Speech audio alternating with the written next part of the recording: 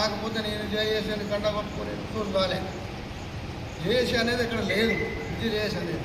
దయచేసి పత్రిక విలేకరులు గమనం తీసుకొని దీన్ని. సో ఏది ఏమైనప్పటికీ మన మినిస్టర్తో చూపించినాం, ఇక్కడ ఎంపీ గారు చెప్పారు, ఎమ్మెల్యే గారు చెప్పారు, స్కూల్ మండల బహిరంగ సభ పెట్టి మనం అందరు చెప్పారు. అందరి సహాయ సహకారాలతో బండి సంజయ్ గారికి మరొకసారి నేను నమస్కారం తెలియజేస్తా ఉన్నా. ఆయన చొరవ తీసుకొని అధికారులు ఉన్నాడు కాబట్టి అధికారులు ఉన్న వాళ్ళు ఎవరైనా ఏ పనులైనా చేయాలా, మరి ఆయన పరిగణలో తీసుకొని మరి 77 కోట్లు ఏదైతే మనకు ఎల్గంద టు గన్నవరం వరకు బ్రిడ్జ్ శాంక్షన్ చేసారు. మరీ కృతజ్ఞత తెలియజేస్తూ ఉన్నాం బండి సంజయ్ గారికి. దానికి సహకరించినటువంటి యొక్క ఎమ్మెల్యే గారికి కూడా కృతజ్ఞత తెలియజేస్తా ఉన్నా. మరి అది అక్కడ దగ్గర దాకా వచ్చి పల్లెంలో పెట్టుకొని తిందామనే మోపు మరి ఎందుకు ఆగుతుంది, అది అటు ఇటు అవకతవకలు అటు జరుగుతూ ఉన్నాయి. దయచేసి బండి సంజయ్ అన్నకు మరి ఎమ్మెల్యే గారికి మరీ నమస్కారం తెలియజేస్తూ అతి తొందరలో మరి ఏదైతే తమరు అధికారులు సూచించినటువంటి సూచనల మేరకు ఏనంగా బ్రిడ్జి శాంక్షన్ అవుతుంది ఏంది అనేది మరి ఏదైతే అధికారులు ఉన్నారో ఇంజనీర్లు వాళ్ళు ఏదైతే సూచించారో అక్కడ సాయిల్ టెస్ట్ కూడా చేయించారు. టెండర్ కూడా అయిపోయింది అని చెప్పేసి విన్నాము. దయించి ఇంకా ఇంకొక అడుగు ముందుకేసి మరి ఎమ్మెల్యే గారు, ఎంపీ గారు వారికి కింద ఉన్నటువంటి అధికారులందరూ కూడా మరి మా గన్నవరం గ్రామం మీద, మండలం మీద, మా ప్రజల మీద, మన బెజ్జంకి మండలం ప్రజల మీద, ఇల్లంతకుంట మండలం గ్రామ ప్రజల మీద, ఆ మండలాల మీద ప్రేమ ఉంచుకొని మరి మా అతి త్వరలో ఆ బ్రిడ్జి ఏదైతే శంకుస్థాపన చేస్తే మరి అతి త్వరలో ఆ బ్రిడ్జి అయిపోతుంది. దానికి ఈ 3-4 మండలాల జనాలు హ్యాపీగా ఉంటారు, సంతోషంగా ఉంటారు. వాళ్ళకు మరి కరీంనగర్కు పోవడానికి చాలా దగ్గర అవుతుంది, ఆపదలకు సంపదలకు అన్నింటికి కూడా.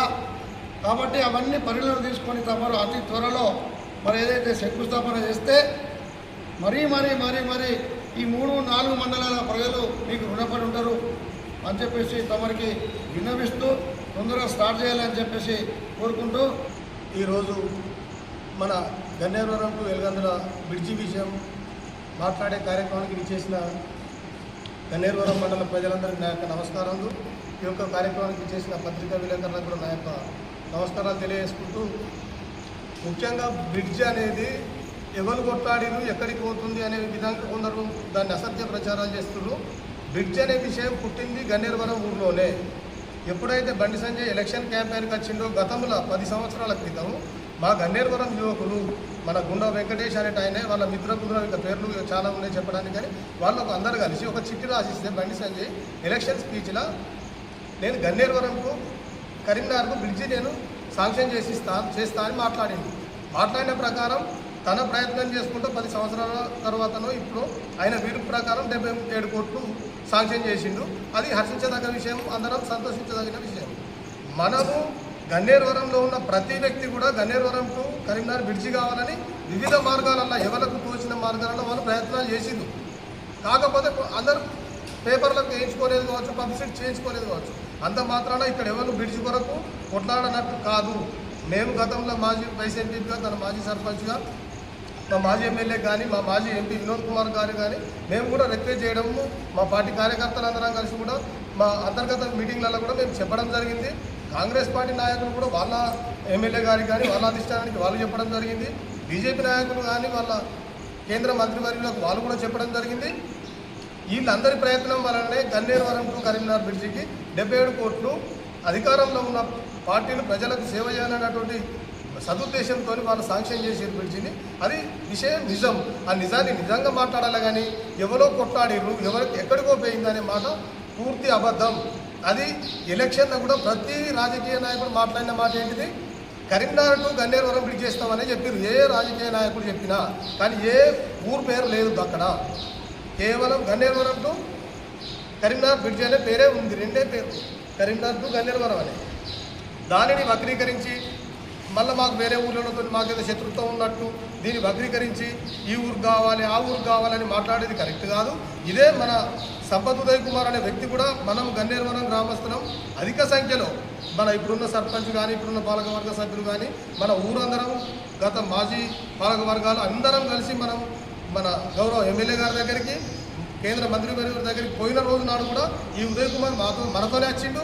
మన దగ్గర కూడా కాజీపూర్ టు చొక్కరోపల్లి బ్రిడ్జి వద్దు, గన్నేరువరం టు ఎలగందల బ్రిడ్జి ముద్దని ఆయన మాట్లాడిన మాటలు కూడా రికార్డెడ్గా ఉన్నాయి.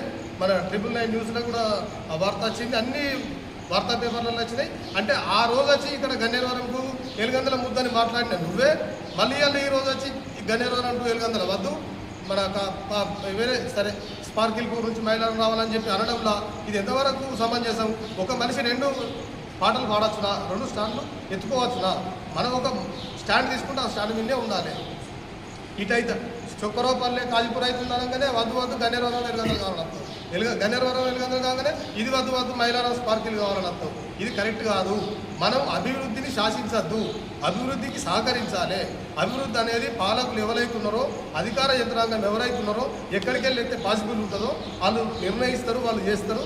దానికి మనం అందరం కూడా అభివృద్ధికి సహకరించవలసిందిగా నేను మరొకసారి విజ్ఞప్తి చేస్తూ, గన్నేరువరం మీద ఎవరు కూడా విషయం చిమ్మవద్దు, గన్నేరువరం అభివృద్ధిని ఎవరు కూడా అడ్డుకోవద్దు. మండల కేంద్రం అభివృద్ధి చెందితే చుట్టూన్న గ్రామాలు అభివృద్ధి చెందుతాయి. చెట్టు వేరు బలంగా ఉంటే కొమ్మలు బలంగా ఉంటాయి. ఆ నిజాన్ని మీరు గ్రహించి అన్ని ఊర్లలో కూడా గన్నేరువరం అభివృద్ధికి సహకరించాలని పత్రికా విలేకరుల సమావేశం సాక్షిగా నేను వేడుకుంటున్నాను.